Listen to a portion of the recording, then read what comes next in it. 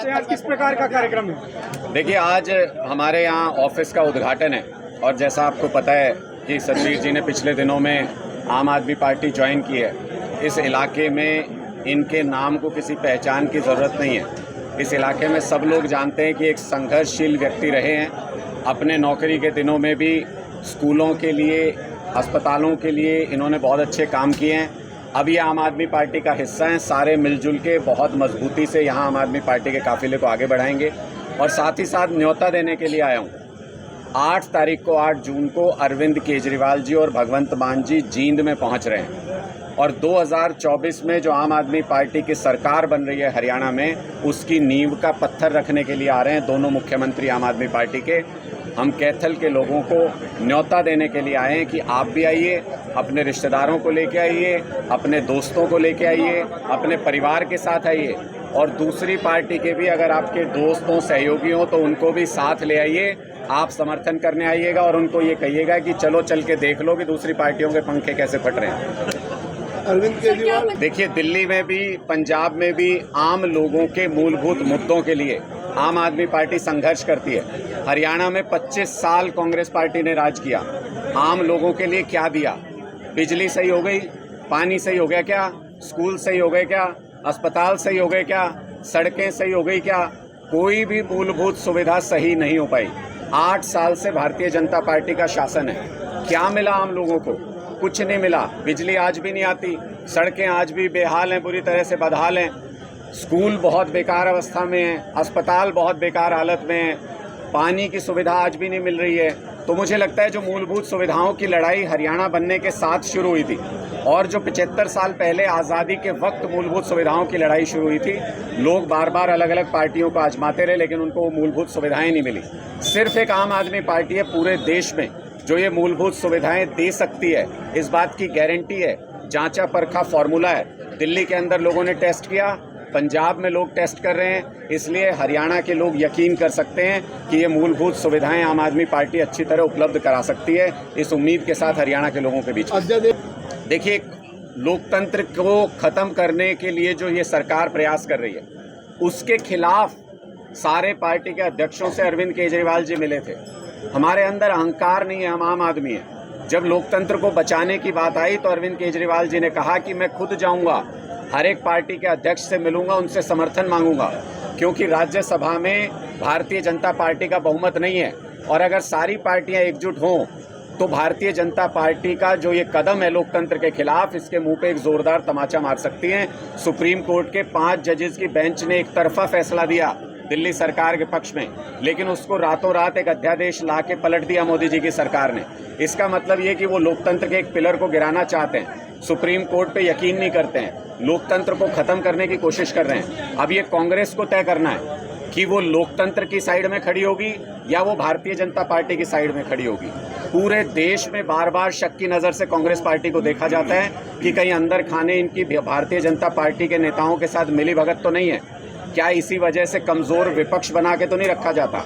और हरियाणा के लोगों के दिमाग में तो इतना ज़बरदस्त शक घर कर गया है। सोनिया गांधी जी खड़ी रही और हुड्डा साहब जिस तरीके से गलबैयाँ कर रहे थे मोदी जी के साथ, सारे हरियाणा ने वो तस्वीरें देखी हैं। 2 बार से लगातार कांग्रेस के विधायक मिलके भारतीय जनता पार्टी का राज्यसभा का एमपी बना रहे हैं हरियाणा के अंदर।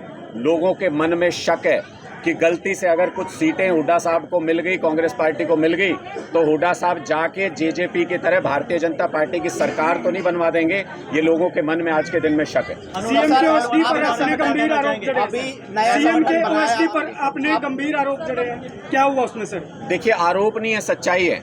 सारे कागजात के साथ ये सीएम साहब ने खुद कहा था अपने जनसंवाद में, हम तो पब्लिक की तरह, हम लोगों की तरह वहां जाके सवाल पूछ रहे थे। सीएम साहब बोले भाई देखो ये गलत बात है, विपक्ष को मीडिया के माध्यम से सवाल पूछना चाहिए।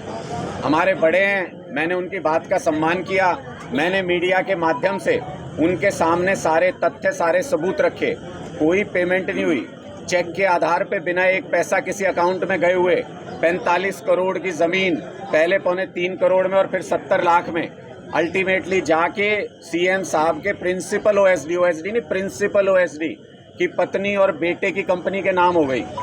हम ये जानना चाहते हैं क्या इसमें किसी तरह का भ्रष्टाचार हुआ? मुख्यमंत्री जी ने कहा कि 3 दिन बाद हमारी प्रेस कॉन्फ्रेंस के मुख्यमंत्री जी बोले मैं इसके बारे में अपने ऑफिस से जानकारी मंगा रहा हूं, और उस बात को भी अब हफ्ता 10 दिन हो गए। मैं ये जानना चाहता हूं, जिस मुख्यमंत्री को अपने कार्यालय से 10 दिन में भी जानकारी हासिल नहीं होती, स्टेट चल कैसे रहा है, राज्य चल कैसे रहा है, लोग क्या उम्मीद करें ऐसी सरकार से। ये पूरी सरकार ऊपर से नीचे तक भ्रष्टाचार में डूबी हुई है। ये सिर्फ उसका पहला कच्चा चिट्ठा था। भरे चौराहे पे इनका नकाब उतारेंगे एक एक करके, इनका पूरा भ्रष्टाचार उजागर करेंगे। डांडा साहब, अभी आपने नया संगठन बनाया। डांडा साहब, अभी लिस्ट जारी की गई है, जिन्होंने झंडा और डंडा उठाया था पुराने कार्यकर्ता थे, उनको जगह नहीं मिली है, क्या नाराजगी नहीं है कुछ? देखिए, सारे कार्यकर्ताओं का पूरा सम्मान हुआ है, और आम आदमी पार्टी में अगर आप देखें हरियाणा के इतिहास में, आप खंगाल के देख लीजिएगा, 1150 लोगों का इतना विशाल संगठन न पहले किसी पार्टी ने कभी बनाया, न मुझे लगता आने वाले भविष्य में कोई पार्टी इतने पदाधिकारियों का विशाल संगठन सिर्फ डिस्ट्रिक्ट लेवल तक का खड़ा कर सकती है। अभी हमें 2-3 लेयर्स और बनानी है।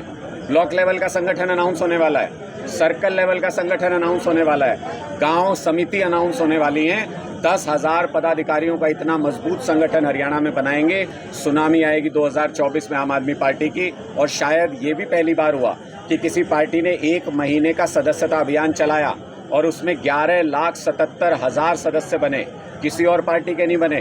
कांग्रेस पार्टी तो 9-10 साल से छाती पीट पीट के रो रहे हैं, आपस में लड़ाई कर रहे हैं, जूते बजा रहे हैं, संगठन नहीं बन पाया आज तक। जो पार्टी संगठन नहीं बना सकती वो हरियाणा क्या बनाएगी? स्पष्ट सा सवाल लोगों के मन में है। भारतीय जनता पार्टी कहती है हमने पन्ना प्रमुख बनाए, पन्ना प्रमुख बनाए, पुराने हो गए उनके पन्ना प्रमुख, सड़ गए उनके पन्ने। ये सौभाग्य भी भगवान ने भारतीय जनता पार्टी के ये सारे पुराने पन्ने फाड़ने का सौभाग्य भी आम आदमी पार्टी को दिया है। आने वाले दिनों में इनके सारे पन्ने फाड़ देंगे। खापे पहलवानों के समर्थन में आ चुके हैं। खापे पहलवानों केस हुआ है। देखिए, मुझे लगता है कि दिल्ली में कानून व्यवस्था की बहुत खराब स्थिति है। हम इस पे लगातार आवाज़ उठाते रहते हैं, और जितना दिल्ली पुलिस जो प्रदर्शन करने वाले विपक्षी लोग हैं उनके खिलाफ केस करने में, जितना दिल्ली पुलिस हमारे विधायकों को जेल भेजने में तेजी दिखाती है बिना किसी आरोप के, बिना किसी अपराध के, उतना अगर दिल्ली के लोगों की सुरक्षा पे ध्यान दे ले। ये एलजी साहब रोज चुनी हुई सरकार जो फैसले लेती है, ये ऊपर से थोपे गए एलजी उस फैसलों को रोज बदलते रहते हैं। मोदी जी ने इनको पावर दे रखी है। मैं इनसे अपील करता हूं, इनका जिम्मेदारी सुप्रीम कोर्ट ने तय की है कि पुलिस आपके अधिकार क्षेत्र में आती है। एलजी साहब आज तक एक थाने में नहीं गए। मैं इनसे उम्मीद करता हूं कि अपना काम संभालें, दूसरों के काम में टांग ना डालें। देखिए, मुझे लगता है कि ये पहलवानों का जो मुद्दा है बहुत दुर्भाग्यपूर्ण है। ये सारे पहलवान जब इंटरनेशनल मेडल जीत के आए, हम सब ने इनको बधाई दी, प्रधानमंत्री जी ने भी दी थी, मुख्यमंत्री जी ने भी दी थी, अरविंद केजरीवाल जी ने भी दी थी, सारी पार्टियों ने दी थी। बहुत शर्म की बात है आज जब ये सड़क पे इनको रौंदा जा रहा है, घसीटा जा रहा है, परेशान किया जा रहा है, अत्याचार हो रहे हैं इनके ऊपर, प्रधानमंत्री जी बोलने को तैयार नहीं है इस मुद्दे के ऊपर। सारी खापें, सारी पंचायतें, सारे गांव, सारे हरियाणा के लोगों के मन में ये कसक है।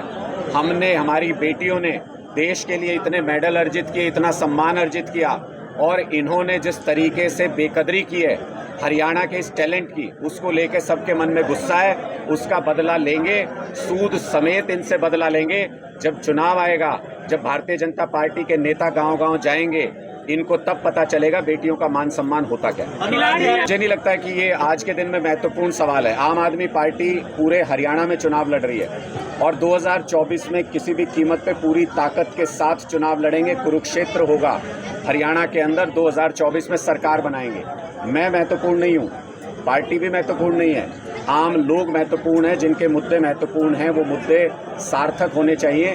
पार्टी जहां आदेश देगी खड़े हो जाओ, वहां खड़े हो जाएंगे। पार्टी ये कह दे झाड़ू लगाओ, सड़क पे झाड़ू लगा देंगे। पार्टी ये कहेगी हाथ जोड़ के खड़े होने से वोट मिलेंगे, वो कर देंगे। पार्टी के आदेश से बंधे होंगे। आपकी सरकार आती है, क्या एसवाई का पानी मिलेगा हरियाणा को? देखिए, मुझे लगता है कि ये सवाल आपने बहुत वाजिब पूछा है, और ये सवाल हर हरियाणा वासी को जब भी ये लोग वोट मांगने आए इनसे पूछना चाहिए। वो सवाल इसलिए पूछना चाहिए क्योंकि कांग्रेस को ऐसा मौका आया जब कांग्रेस तीनों जगह पे काबिज थी, केंद्र में भी थी, पंजाब में भी थी, हरियाणा में भी थी। दे सकते थे तो क्यों नहीं दिया? क्यों लोगों को बेवकूफ़ बनाया? भारतीय जनता पार्टी भी केंद्र में भी सरकार थी, पंजाब के अंदर भी सरकार थी, हरियाणा के अंदर भी सरकार थी। भारतीय जनता पार्टी भी चाहती तो दे देती, क्यों बेवकूफ़ बनाया लोगों को इतने दिनों तक? यानी इनका ट्रैक रिकॉर्ड है, ये पार्टियां किसी भी कीमत पे इस समस्या का समाधान नहीं कर सकती। मोदी जी ने 2019 के चुनाव में गला फाड़ फाड़ के रैलियों में कहा था खड़े होके हरियाणा के हक का पानी बह के पाकिस्तान में जा रहा है, उस पानी को रोकेंगे। हरियाणा की, राजस्थान की, पंजाब की प्यास बुझाएंगे। मोदी जी बोल के गए थे। आज मोदी जी को पाकिस्तान ज्यादा प्यारा है हरियाणा से। आज मोदी जी को पाकिस्तान ज्यादा प्यारा है पंजाब से। पाकिस्तान का पानी रोक के पंजाब, हरियाणा, राजस्थान, दिल्ली सबकी प्यास बुझाई जा सकती है। मोदी जी का कोई इंटरेस्ट नहीं है इस चीज में। आपकी सरकार और दूसरी चीज, आम आदमी पार्टी का स्टैंड बहुत स्पष्ट है। हमको जिन मुद्दों के ऊपर वोट मिलता है, हमें बिजली, पानी, सड़क सुरक्षा और महिलाओं के लिए काम करने में, स्कूल बनाने में, अस्पताल बनाने में, इन मुद्दों के ऊपर वोट मिलता है। इन पे काम करने के लिए हमें पॉलिटिकल कंट्रोवर्सीज नहीं चाहिए होती। इसलिए ऐसे किसी भी मुद्दे का समाधान करने में आम आदमी पार्टी सक्षम है। अगर हमारे पास ऐसा मौका आया कि हमारे पास केंद्र में भी, पंजाब में भी और हरियाणा में सरकार हुई, हम मिनट नहीं लगाएंगे, ये समस्या सुलझा देंगे बैठ के बातचीत के आपकी सरकार स्टेट में है, देश को बदलने की बात विश्वविद्यालय में आज किस तरह संभव हो पाएगा सर? राज्यों के मुख्यमंत्री की मीटिंग थी पंजाब विश्वविद्यालय में, तो उस मुद्दे पर आपके मुख्यमंत्री ने पल्ला झाड़ लिया हिस्सेदारी देने के लिए। देखिए, मुझे लगता है कि ये गूढ़ प्रशासनिक मुद्दे, इन पे आपस में बैठ के समाधान करना चाहिए, इन पे बातचीत के जरिए हल निकलना चाहिए। आपकी सरकार स्टेट में है, देश बदलने की बात करते हैं, कैसे संभव हो पाएगा? देखिए, जब हमारी, जिस स्टेट में हमारी सरकार आई, दिल्ली देश का हिस्सा है ना, बदल दिया। पंजाब देश का हिस्सा है ना, बदल दिया। 2024 में हरियाणा बदल देंगे। एक एक कड़ी जोड़ते जोड़ते जोड़ते जोड़ते पूरे देश को बदल देंगे, विकसित देश बना देंगे। आप देखते जाइए। प्रधानमंत्री गृह मंत्री से मिले हैं, खिलाड़ी गृह मंत्री से मिले तो आंदोलन